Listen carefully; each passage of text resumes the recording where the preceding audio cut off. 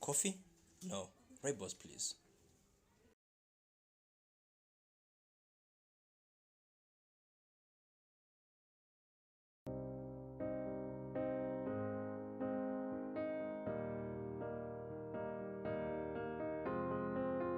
I will run, I will climb, I will soar. I'm undefeated. Oh, jumping out of my skin, pull the cord. Yeah, I believe it. Oh, the past is everything we were. Don't make us who we are. So I'll dream until I make it real, and all I see is stars.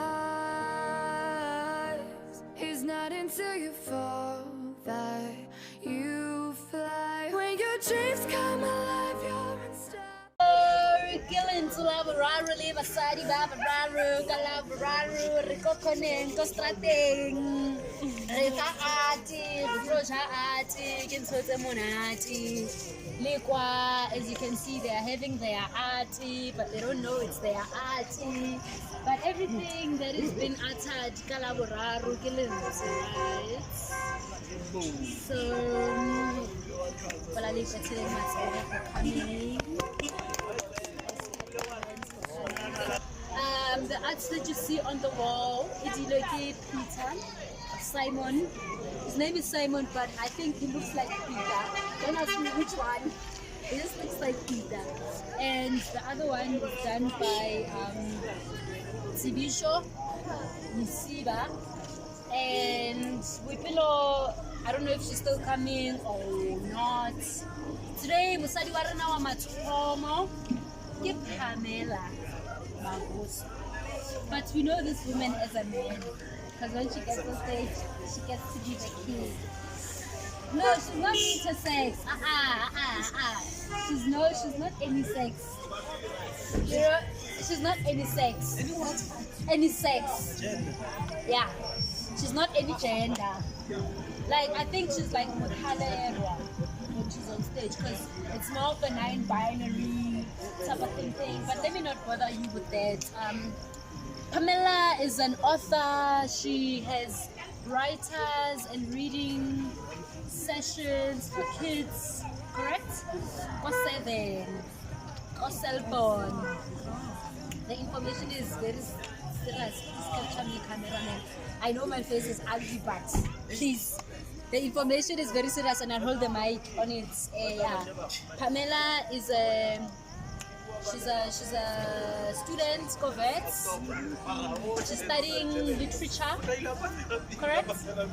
She's studying literature, and she's an achiever. You know, she's a successful woman, guys. We are sitting with an award-winning best book titled That's the title. Broken Women Sing. I've seen this. Oh, so it's songs. Okay. Can we see? No, let's catch up about it. You see with mine. How much is the book? She'll speak about the book when she talks about the book. So we are going to have a reading. Yeah, songs of women, broken women singing. Songs of broken women singing.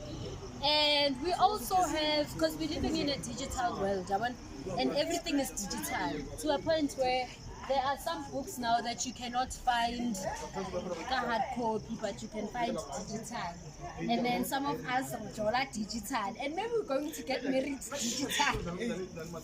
You know, and we're also looking at a future in which we're looking forward to robots, and you know, like everything is digital. Even the shopping is digital.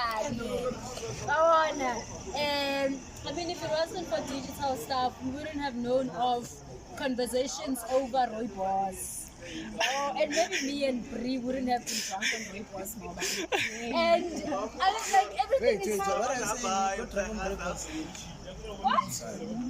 Part of the digital world, we get to be exposed to different things, and we also get to be able to sell our work. So yeah, talking about the digital world. Bridget is a social media expert, so she's a digital person in terms of advertising, marketing, promoting, and selling via the digital world. And she will be sharing her stories with us. And because I don't know Basadi Babanchi, I happen to be Basadi la Boraro. Katsatsi la Boraro, and re le Bararo re tlo fa Lentswe la Boraro. Ka la Boraro, so ke gopela banna ba ba ne le re betseleng matsogo. Thank you. So I will leave it to Pamela. No, Sana King, to share with us her book and tell us about the book, and also share with us her experiences, her achievements, the iceberg, because most often we see success, but we don't see the things that are being done before the success. And therefore, we expect these women to be super women, but they're not super women, they just appear to be super women because they make the hardest things look simple. So please give a round of applause for Sana King!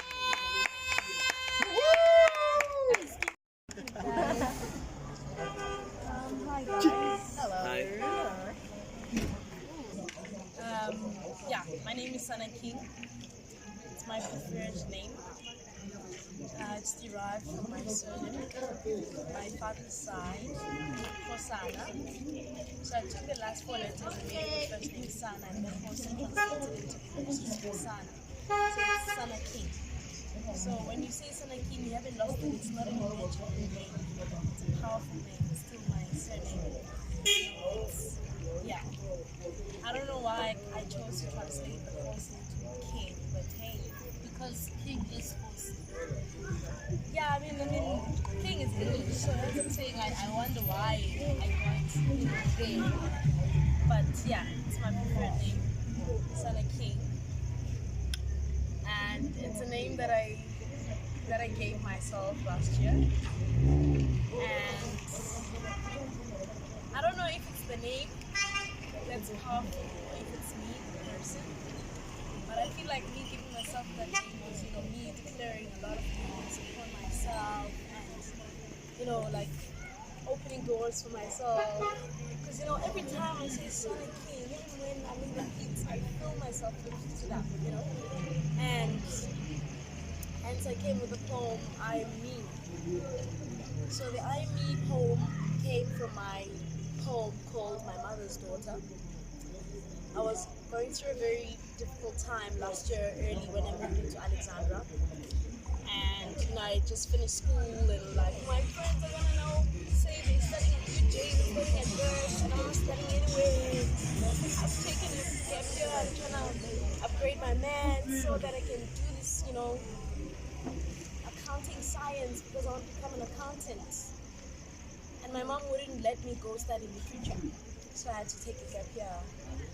And I didn't want to move to Alexandra. I didn't want to. I was before, and it felt like my life was there. My friends, the church. When I had to move here, I hated the fact that I was going to move into my great-grandmother's house. Alexandra's too busy. It was only 7. I hated everything because I'm thinking, I don't have a life here. I don't have friends here. Why am I coming here? So my mom moved in November 2017, and when she moved in November, I was like, Mom, I'm not coming. And then January, she had to come and fetch me. It's like I am forcefully moving from this place. We have to move. And one of the reasons why we had to move is because we rented for like 8 years without finding a home. So we came from Tembisa, we moved to Phosphorus, and we were renting for 8 good years, and that is a lot of money.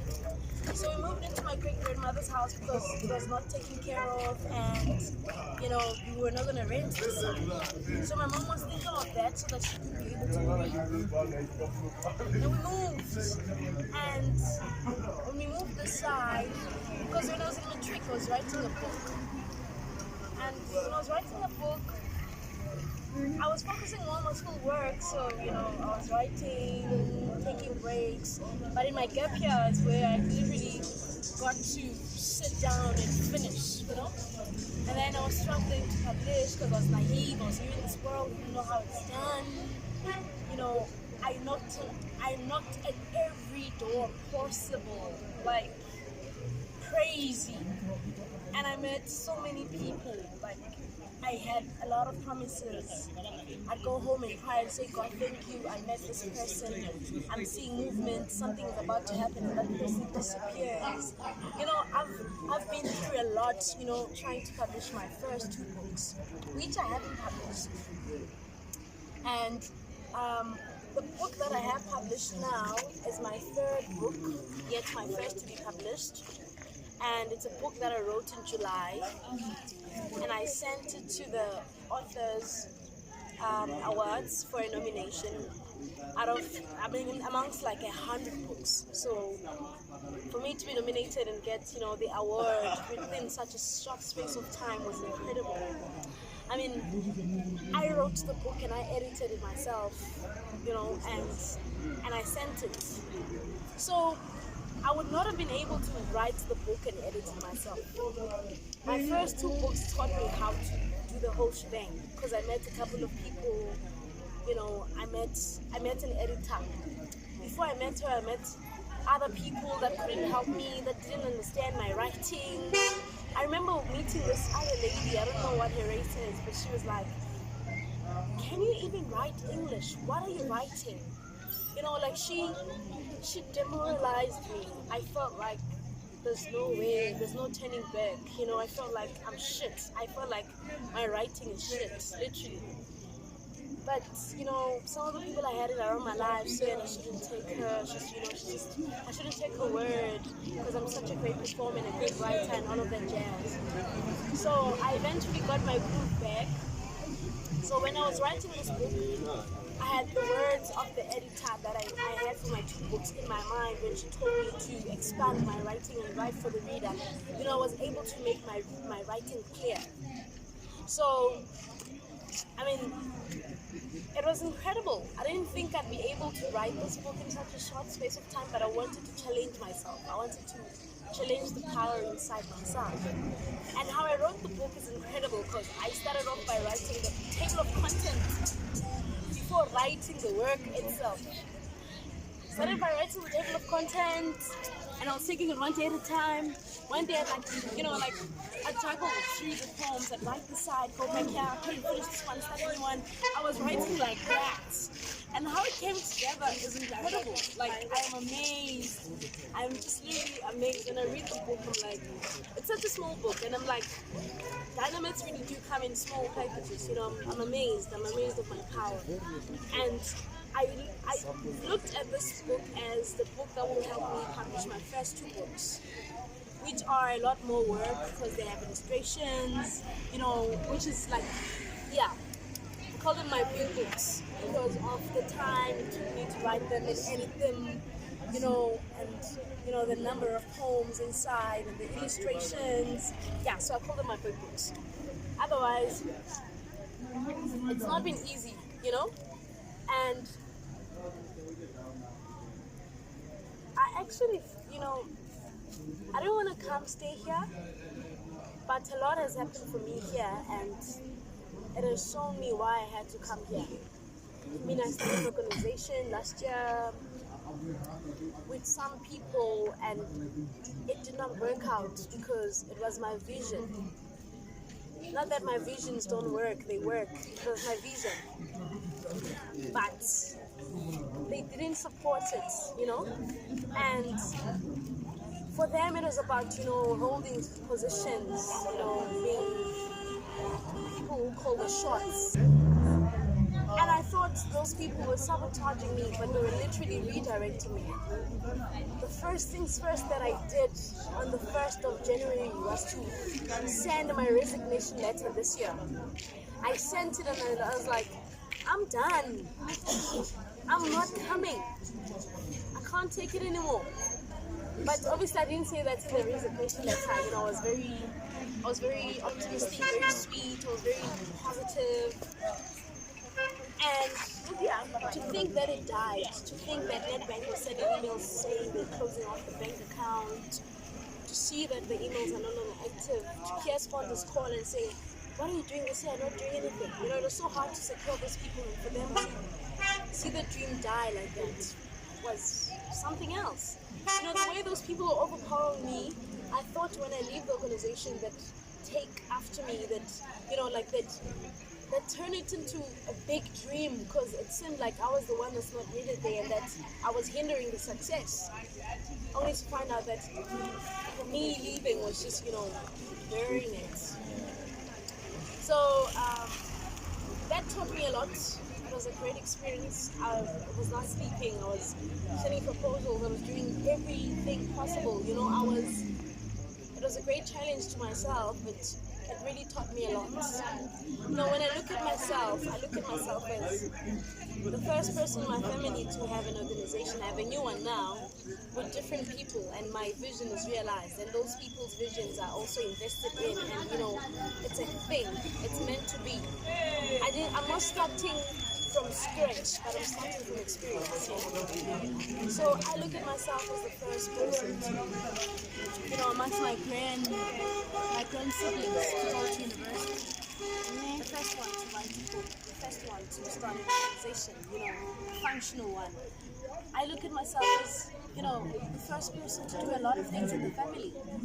And my family is surprised, you know, they just, wow, it's a wonder. It's like they've always seen these things, like these things were always far-fetched, and now they're here, now they're close, and you know, they kind of have the misconception of, she has money now, she just published a book, we should ask her for money, type of thing. They don't know how it works, you know. She's a celebrity now. She's a celebrity now. She just published a book. Yes, we've seen on newspapers and radios, you know. Yeah. So for them, it comes with that, you know. When I won the Authors Awards, my family was like, hey, so is it just the award of money? Yeah. Guys, it's crazy. It's so crazy. And I was like, no, it's more than an award. You know, yes, it did not come with the monetary value, but it's more than an award. You know, it's incredible. It's not that it validates my work, but you know, it gave me that title of an award-winning author. You know, when I was talking to my friends, I was like, guys, I'm nominated. Imagine you having to call me a Sana King, an award-winning author. That would be so great, you know? And yeah, so now coming to talk about my challenges. There were so many times where I went to perform and I took my pocket money for school and, you know, traveled to the space. So many times where I was wearing the not so good shoes to perform, and I was praying, God, I'm serious, like, it wasn't easy. And my mom would nag me, you're not gonna go and perform for free. I'm not gonna sponsor your trips. I'm like, Mom, you don't understand. I don't know how many events I've went to for recognition. It's crazy. It's so crazy. Like, it's so crazy. It was not easy. But you know, I did not die from it. I did not die from, you know, going from pillar to post, trying to get my name out there. I did not die. I did not die. And, you know, it was for a reason, you know. I met a couple of people and I learned how to, you know, handle different kinds of crowds. And it was really great. I mean, I've met a lot of creatives. The number of artists I met between 2018 and 2019 are incredible. I've got like 600 contacts on my WhatsApp. It's crazy. It's super crazy. And I always say to my mom, I want to change my number, I want to get a different phone. Because it's too much. It's overwhelming. I always have a lot of messages, you know, and it's really overwhelming. It's crazy. Because I feel like I also need more discipline, because sometimes I'm trying to study or do an assignment or write, and I have like messages flooding into my inbox and I want to talk to these people, and I don't have the time, you know, so I play myself, so it's crazy. Otherwise, for me to be here today means everything to me.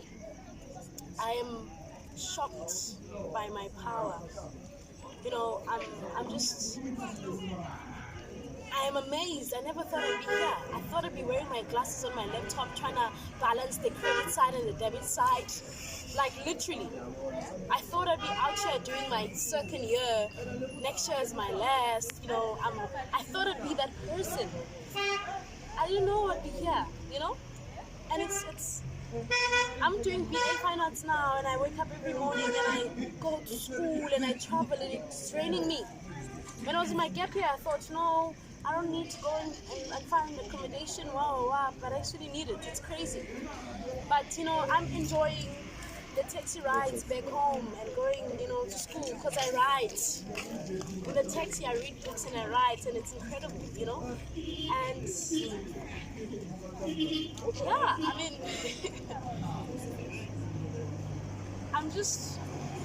mean, back in the days when I told my story, I'm crying now, you know. I was very emotional about it. And for me to actually, you know, look back and laugh at it is crazy, because it shows how much I've healed from the whole experience and how much I've, you know, taken it as something that's teaching me something, you know. And I have a great mother who supports me, but sometimes she does not understand what art means to me.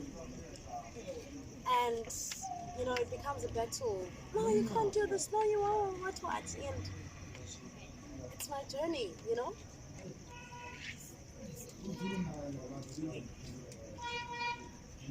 But one thing that I appreciate is slow success. I mean, I'm not where I want to be yet, but I wake up every morning with gratitude, and I'm happy because I've learned to appreciate the small things, the little things. I'm happy, and you know, I'm not rushing anywhere. I'm super young. I am greatly young, so I'm not rushing anywhere. Young. I am literally like young, you know, it's not even funny. Young. So I was rushing this, you know, when they say you mature and you take it to head, everybody, oh my God, you're so matured. And they told me this when I was in grade 7. So for many years I've heard you mature. So I let it get into my head, and I told myself, and it's crazy because I'm literally very younger. I'm very young, you know. So how I used to look at myself in my craft was crazy. I used to look at books as a mine of profit. I'm like, yeah, once I publish, I'm famous, I have money. And I did not think of, once I publish, my readers, you know, will hear the message that I have inside myself. Because I now look at myself as a vessel that, you know what, I write for readers, I write for life. It's not about me. And for me to say, what can I get from the book is insane. I should think of, what can I give to people through the book, you know? So which taught me to invest in my craft, because, you know, it's crazy running around wanting sponsors and what, but you've not even done anything a book yet. You're not sitting down, you're not doing anything, you know? You need to constantly, you know, perfect your craft, you know? And I guess that's incredible. When I had to do the book cover for this book, I had to run around and ask people for opinions. I asked, what do you think of my title? And I used to not have this art piece here, so it used to be plain. And my lecturers was like, no, it's too plain. For a fine art student, you're supposed to have something. And I was like, but white, just plain white, you know, is something. I'm like, no. And I was asking my classmates, what they think, and you know, and the title was not always like this, and I had to like change it and restructure how it's, you know, written. I thought of making this subtitle a title at one time, you know. I had so many opinions that I almost lost what I wanted to give out. And then I said, well, hold up, world. I'm going to do what I want to do. I'm going to title this book this. And I'm sticking to a white cover. But yes, I want to color outside the lines. So I have a friend of mine who's an artist, Tandazani the artist. This is his art piece that I saw, I think, last year. When I saw it, you know, it was engraved in my heart. I saw it, I was like, this art piece is so great. And then I called him, I'm like, my friend, that art piece, and I described it to him, because he has a lot of art pieces, like that art piece 1, 2, 3, 4, 5 should be the book cover for my book. And he felt like, what? I'm like, yeah, it should be. And I want to buy that art piece. It should belong to me. You know, I'm very fond of it, you know. So it stayed in my heart, and I loved it so much, and I never really thought that one day it would be, you know, my book cover. So yeah, it's crazy. So let me not speak too much. I'm launching my book next month. That's where I'm gonna do the reading.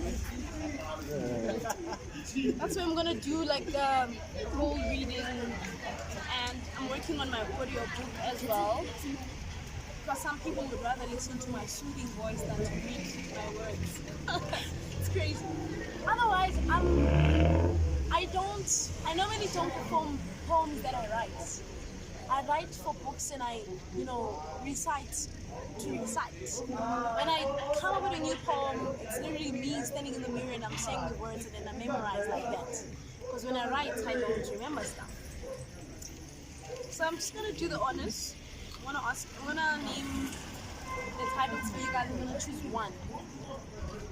I have a definition of a broken woman. A song of a broken woman. What breaks a woman? Are you afraid? Lonely? The woman must die. The power of a healed woman. Silence your advocates. Silence your advocates. Can these dead bones leave? Imagine healing. The sun will rise and we will try again. The door of healing. Healing. A letter to my daughters.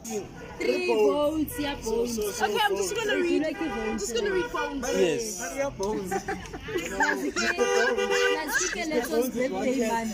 title of the poem is called Can These Dead Bones Leave? So the title of my book is Songs Broken Women Sing, a hymn of healing, a timeless anthology of poetry by Sana King. Can these dead bones leave? When someone hurts you, they take power over you. When you don't forgive them, they keep the power. When you don't forgive yourself, you hinder yourself from power, from peace, from freedom, and from a new taste of love. For these dead bones to leave, their master must call them back to life. For these dead bones to leave, their master must claim them as theirs. For these dead bones to rise, their master must show them need. For these dead bones to feel needed, their master must make space for them. For their master to make space for them, she must clear up the space. For the master to clear up the space, she has got to will. She has got to long with her body, a tired mind, an empty soul, and even a broken heart can do. She must long to have these dead bones leave again. She must remove all things that don't serve her anymore. The master is already there. You, call yourself back to life. Call yourself back to existence. Let these dead bones leave. Let these bones find healing. Where can these dead bones leave? The dead bones are living naked. Oh, that's just the end with the snap chewing. Oh, now we can clap. Woo!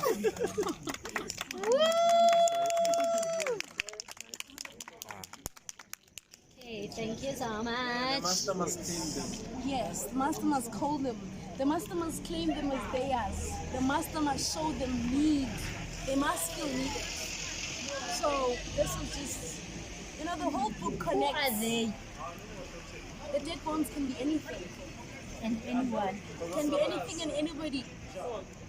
But when you were writing, who were you thinking or what were you thinking? I was thinking of. I was not thinking. But then sometimes. You know, when I was Yeah. talking about the dead bones, Yeah. I was not really talking about. I didn't It have was anything not you. specific in my mind. It was Yes. not you, it was the spirit. I was not using thinking you. of anything in my mind, you know. The dead bones can be anything. You know, a dead bone in your life can be your relationship with your father. Can be anything, you know. It really can be anything. Can be a relationship with yourself. It can be anything. Literally anything. But what I believe is that when the reader holds this book and they read it and they think of dead bones, it automatically slaps in their heart what exactly it is. In their life. Yes, in their lives. So Like that's how I related with the poem. Please take the candle, Sam. Coffee? No. Rooibos, please.